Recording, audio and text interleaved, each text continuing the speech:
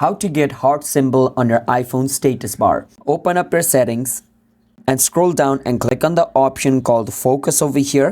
Inside of focus, click on the plus button at the top right corner. And from here, click on the option called custom. And here you want to name it by clicking on name and call it heart. And scroll down until you see the heart icon and click on it. As you guys can see, the heart has appeared. Now I can click on next at the bottom. Now I can click on customize focus.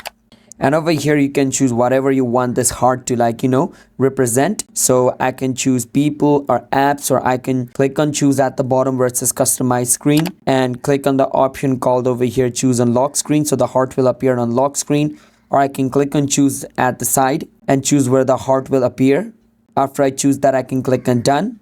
Now what I can do is click on the option called choose apps and choose the app where the heart is going to appear. Click on done.